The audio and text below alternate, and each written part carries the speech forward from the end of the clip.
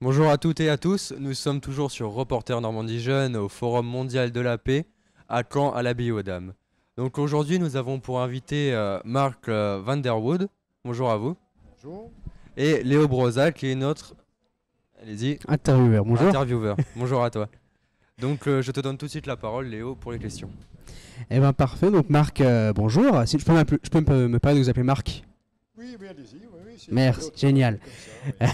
Donc vous êtes le président du tribunal de l'Union Européenne, c'est ça? C'est ça. C'est ça. En quoi consiste votre rôle de président? Faire en sorte que tout fonctionne bien et que les gens soient contents. Voilà, c'est ma mission. C'est tout simple en fait. Ça a l'air d'être assez compliqué, mais en fait c'est un métier assez simple, un métier, un rôle relativement simple à expliquer. C'est très complexe. En tout cas, on est 50 juges. Et donc ces 50 juges sont répartis dans des chambres. Mhm. Il faut faire une composition des chambres parmi les nationalités, des personnalités, de l'origine des gens, puisqu'il y a des avocats, il y a des professeurs, il y a des juges. Donc des gens avec en plus des personnalités qui sont différentes. Donc il faut faire en sorte que tout ce petit monde s'entende. Et donc il faut constituer des chambres. Donc on a 10 chambres de 5 juges. Je simplifie un petit peu, mais c'est comme ça que ça fonctionne. Donc ça, c'est ma principale activité, c'est de faire les chambres, ensuite de répartir le travail parmi ces gens pour que chacun d'entre eux ait une quantité de travail plus ou moins équivalente, ainsi que du travail intéressant, parce qu'il y a des dossiers qui sont intéressants, il y en a qui sont moins intéressants. Donc voilà, c'est un peu l'activité. En plus, bon, je vais dans des rencontres comme celle-ci, j'explique un peu ce qu'on fait. En plus, je siège dans des affaires et je fais des référés. Voilà mes activités, et probablement j'en oublie quelques-unes. Donc, Eh ben justement, vu que vous parlez des rencontres comme celle-ci, autant en parler, vu qu'on est ici, on est là pour ça. Puis en plus, ce travail, c'est un peu l'enfermement. Ici, on est au prix Liberté. Et vous, au prix Liberté, en plus de venir en tant que président de la commission, enfin, voilà, pourquoi est-ce que vous êtes venu par rapport à... comment dire? Comment vous vous positionnez sur la liberté? la liberté, ou plutôt la paix, non? La paix, oui. Notre Union européenne, donc nous tous, on a gagné le prix Nobel de la paix en 2012. Et donc on travaille pour ça, en fait. Là où les gens jadis se faisaient la guerre, se disputaient, il y avait des conflits, des difficultés, maintenant ils se mettent autour d'une table, ils règlent toutes les choses. Plutôt que de se disputer, ils trouvent un compromis. Les compromis se transforment en règles. Et ces règles, évidemment, comme c'est un compromis, ne sont pas toujours très claires. Il faut les interpréter. Parfois, il y a des gens qui ne sont pas d'accord avec les règles. Donc, il faut bien des juges pour trancher à un moment donné. Et tout ça, en fait, tout cet édifice juridique remplace, en quelque sorte, les tranchées et les bombes que vous avez reçues sur la tête en 1944. C'est ça l'idée. Et c'est pas plus mal de les remplacer. Et donc, oui, donc les gens se disputent sur la taille des barres de chocolat, etc., dans les salles de réunion. C'est très bien comme ça, plutôt que se chamailler dans les tranchées. C'est sûr. Et vous, justement, vous êtes venu ici pour un débat. Vous devez animer un débat. Est-ce que ça s'est déjà pas déroulé d'ailleurs? Il me semble que c'est un peu plus tard. Des débats? Non, non, tout à l'heure. Tout Là, à l'heure, je dois dommage. passer dans une heure, quelque chose comme ça, précisément sur ce thème-ci. Et donc, vous comptez aborder un point particulier à ce sujet ou tout a Ben, été le thème de la rencontre, c'est la confiance. Mhm. Alors là, c'était un peu un thème bizarre pour un juriste, puisque s'il y a la confiance, on n'a pas besoin de règles. Hein. Dans une famille, en tout cas je l'espère que c'est comme ça pour vous, les choses se passent naturellement, on n'a pas besoin de règles. Si on commence à édicter des règles, c'est-à-dire que la confiance ne règne peut-être pas autant qu'on souhaiterait, Mhm. mais bon, pour que la confiance règne en dehors du cercle intime des petits groupes dans lesquels on évolue, il faut bien des règles de droit. Et comme ça, une nation fonctionne avec des règles de droit, une commune, une union, une organisation internationale. Euh, mais pour que cette règle de droit soit respectée, il faut de la confiance aussi. Il faut des juges qui l'appliquent. Il faut que ce soit de façon équitable. Il ne faut pas que le procès soit fait d'avance. Mhm. Il faut que tout le monde soit entendu. Donc, c'est là l'interaction entre la règle de droit et la confiance qui est le thème, en tout cas un peu le fil rouge de la discussion de tout à l'heure. C'est un peu abstrait, mais ça peut se traduire avec toutes sortes d'exemples concrets. Tiens, vous parlez de confiance justement, et nous sommes actuellement à la télévision, enfin sur Internet. Est-ce que vous avez confiance envers les médias? Bah, ça dépend desquels. En principe, oui. Sans médias, il n'y aurait pas de transmission des idées, il n'y aurait pas de contrôle de ce que font les institutions, il n'y aurait pas, par exemple, pour un juriste, l'audience est ouverte. C'est-à-dire, le procès ne peut pas se faire derrière des portes fermées. Donc il faut des journalistes qui expliquent, qui mettent aussi des choses en contexte. C'est un rouage essentiel de la démocratie et malmené maintenant par les médias sociaux. Donc un rôle essentiel pour les journalistes, pour notre démocratie. Dans restaurer la confiance, il y a aussi la confiance des concitoyens et concitoyennes. En 2019, on a renouvelé le Parlement européen et on a connu un gros taux d'abstention aux élections européennes, avec plus de 50% d'électeurs qui sont abstenus. Est-ce que vous pensez qu'à l'heure actuelle, les citoyens et citoyennes de France, mais aussi d'Europe, ont encore confiance en l'Union européenne? C'est très difficile à dire.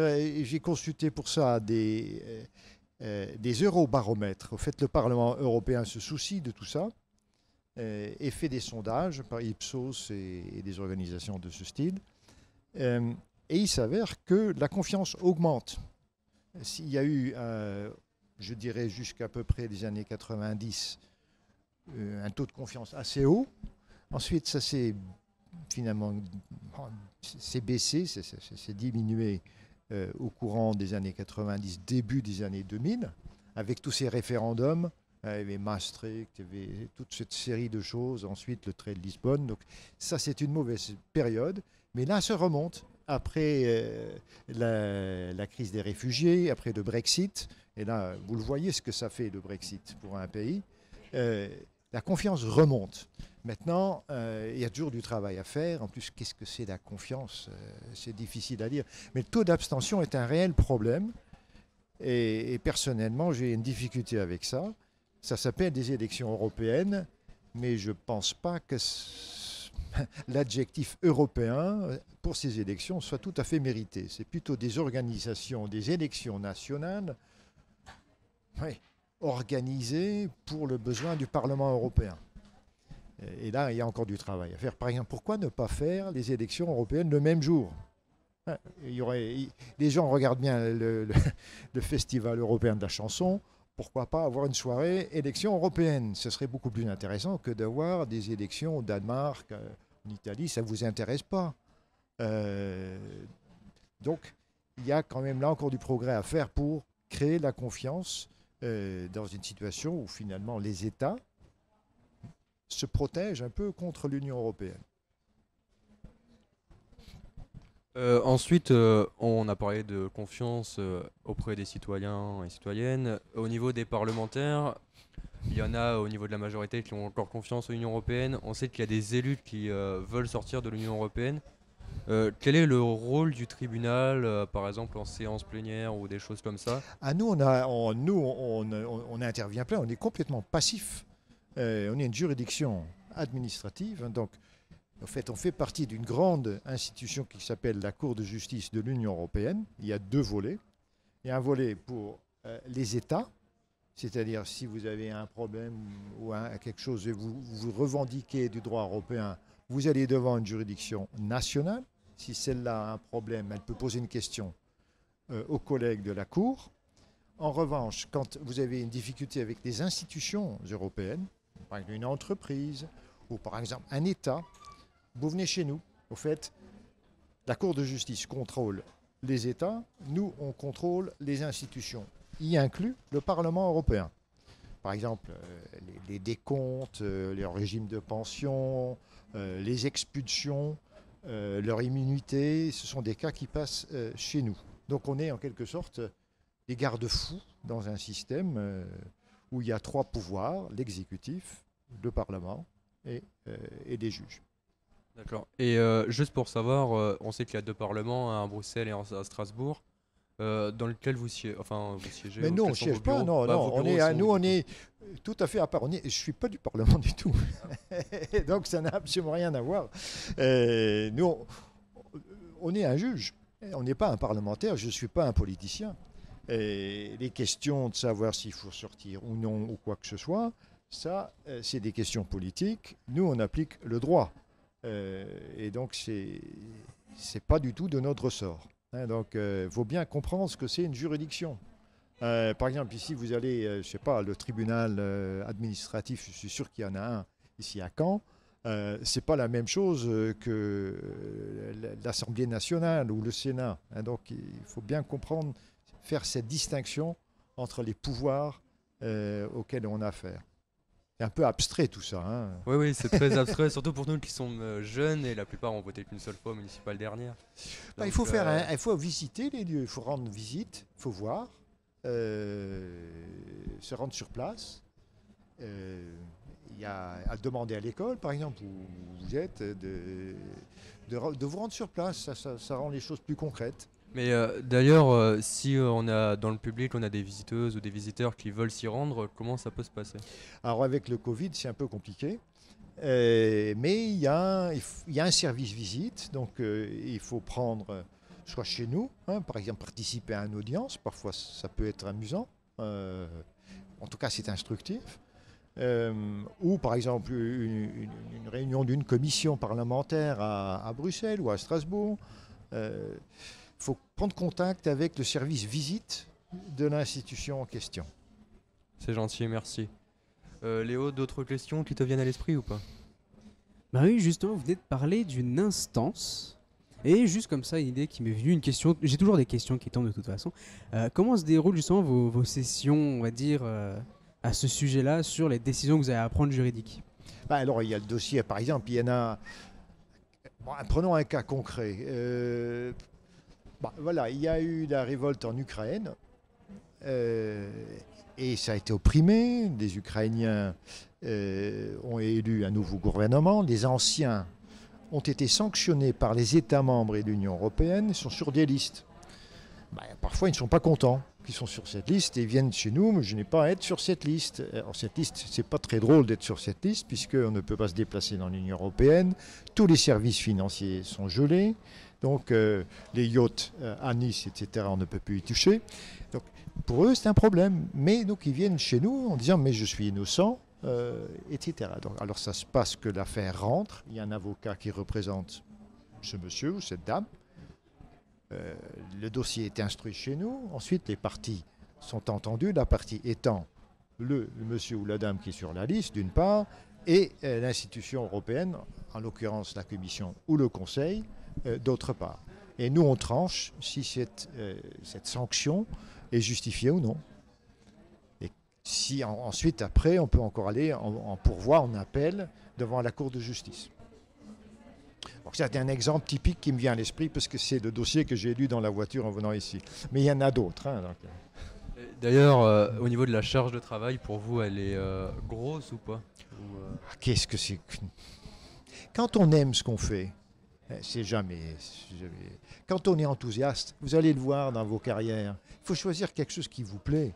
Et ensuite, ça coule de source. Vous me dites ça avec un grand sourire, donc vous aimez ce que vous faites, c'est ça? Oui, c'est intéressant humainement, les dossiers sont intéressants. Parfois, il y a des côtés plus pénibles. Mais c'est pour ça aussi que ça s'appelle le travail. C'est pas toujours pour être drôle que ça a été inventé. Donc il faut toujours choisir ce qui vous plaît. C'est gentil. Donc c'était Mark Vanderwood pour Reporter Normandie Jeune, Léo Broza pour l'interview. Et on se retrouve très bientôt pour d'autres interviews. Merci et au revoir. RNJ pose ses valises au forum Normandie pour la paix. Écoutez-nous sur RNJ.